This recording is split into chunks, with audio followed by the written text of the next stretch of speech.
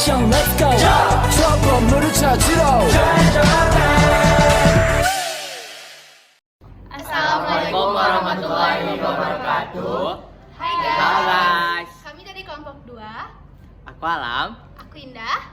Aku Liftendara Syufa. Aku Nasya Abdul Hafin. Aku Najwa. Aku Berlian. Aku Dini. Aku Ragil. Aku Fajar. Aku Prima. Selamat Selamat menyaksikan. Dadah. Dari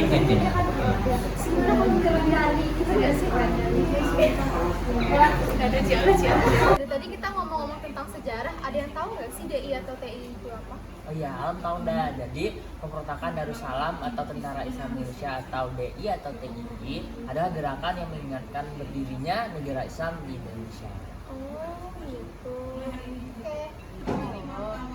Awal mula DI gimana sih? Oh iya, menurut pengetahuan aku mah pemberontakan DI atau TI itu diawali dengan kekosongan kekuasaan di pemerintahan Indonesia, yang yaitu di wilayah Jawa Barat akibat perjanjian Renville. Mungkin coba anak pacarnya. Mangan kok. A few moments later. Tadi kan DI atau TI ini kan ya ada di 5 daerah. Nah, 5 daerah ini siapa aja pemimpinnya dan kapan mulainya? Tahu aku mah, gerakan Darul Islam atau DI yang bervariasi atau bekerja sama dengan Tentara Islam Indonesia atau TI mulai terbentuk pada 1948 yang terpusat pada 5 daerah besar di Indonesia. Seperti yang pertama di Jawa Barat, dipimpin oleh SM Kartosuryo yang merupakan penggagas pertama gerakan DI atau TI, dimulai dari 1948 hingga 1962. Yang kedua di Jawa Tengah, yang dipimpin oleh Amir Fattah, dimulai dari 1949 hingga 1950. Yang ketiga di Sulawesi Selatan, yang dipimpin oleh Kahar Muzakar, mulai dari 1950 hingga 1965. Yang keempat di Kalimantan Selatan, dipimpin oleh Ibnu Hajar, dimulai dari 1950 hingga pada 1965 juga. Terus yang kelima di Aceh, yang dipimpin oleh Daud dari 1953 hingga 1962, yang diakhiri dengan musyawarah. Apa sih tujuan dari pemberontakan DI atau TII? Tujuan pemberontakan DI atau TTI dipelopori oleh berbagai alasan dari daerah yang ikut terlibat. Namun mayoritas alasan disebabkan oleh ketidakpuasan akan kebijakan pemerintah dan mendirikan negara dengan dasar syariat Islam di Indonesia. Oh iya, latar belakang dari pemberontakan DI atau TI di Jawa Barat apaan sih? Kan di daerah Jawa Barat itu tadi tokohnya Kartosuwiryo kan. Jadi Kartosuwiryo ini merasa tidak puas atas persetujuan Renville dengan Belanda. Jadi dia tuh kayak melayangkan bentuk protes dengan cara ingin mendirikan negaranya sendiri. Itu kan yang di Jawa Barat. Kalau di Jawa Tengah gimana? Oh, kalau misalnya di Jawa Tengah itu dipimpin sama Amir Fattah. Kalau nggak salah mulai sejak tahun 1949 sampai 1950. Oh, gitu ya. Nah, kalau di Sulawesi Selatan itu dipimpin sama Kahar Muzakar. Dia tuh kayak latar belakangnya tuh militer. Jadi Kahar Muzakar ini dia kecewa sama APRIS atau sama TNI juga karena bawahannya itu banyak nggak diterima. Menurut aku Kalimantan Selatan itu dipimpin oleh Ibnu Hajar. Ia kecewa akan reorganisasi APRIS atau TNI. Latar belakang DI atau TI di Aceh gimana ya? Di Aceh yang dipimpin oleh Daud Dewiro disebabkan kekecewaan terhadap Soekarno yang ingkar bahwa Aceh akan dijadikan daerah istimewa dengan hak untuk menjalankan syariat Islam tersendiri. Dampak positif dan negatif dari adanya DI dan TI.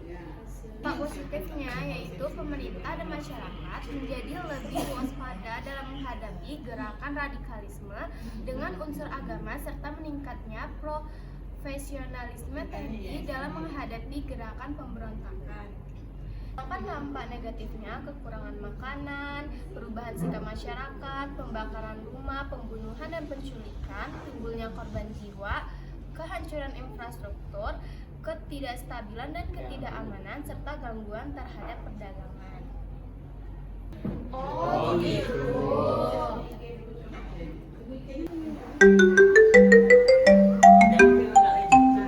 Oh iya, kan kita dari tadi udah bahas seputar tentang DI dan TII kan. Aku jadi kepikiran deh, apa itu apa? Kalian pernah dengar gak sih apa itu apa? Oh, pernah dengar sih. Nah, APRA itu Angkatan Perang Ratu Adil, di mana terjadi pemberontakan pada tanggal 23 Januari 1950 di Bandung, dipimpin oleh Raymond Westerling yang merupakan mantan kapten dari tentara Hindia Belanda dari KNIL. Ya, tadi si Naisha udah menjelaskan tentang pengertian dari APRA. Dari buku yang Alam baca, latar belakang dari APRA yaitu adanya ketidakpuasan dan ketakutan dari sebagian golongan pro Belanda terhadap hasil konferensi Meja Bundar yang diadakan di Den Haag tahun 1949. Salah satu hasil dari konferensi Meja Bundar adalah pembentukan Republik Indonesia Serikat atau RIS, sebuah negara federal yang terdiri dari 16 negara bagian, termasuk Republik Indonesia sebagai negara bagian terbesar.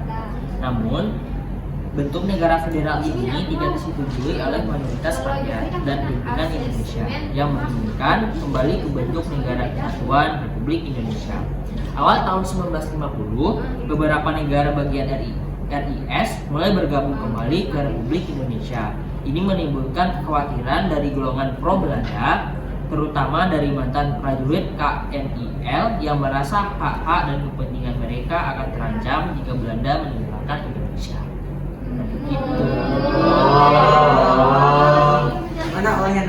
Nah, tujuan dari APRA ini yang pertama mengganggu proses pembubaran RIS atau Republik Indonesia Serikat.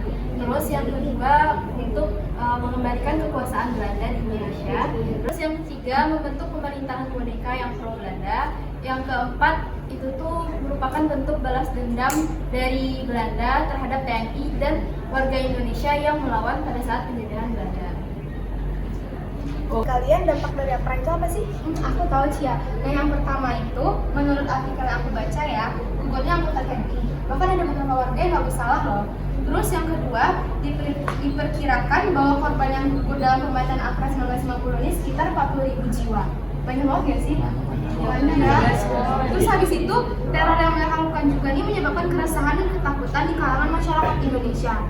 Terus RIS dibubarkan pada tanggal 17 Agustus 1950. RIS ini tuh diganti kembali menjadi Negara Kesatuan Republik Indonesia. Lalu yang terakhir, negara bagian Pasundan beserta angkatan perangnya pun dibubarkan dan sekarang dikenal sebagai Provinsi Jawa Barat, DKI, Jakarta, dan Banten. Terima kasih udah nonton. Bye-bye.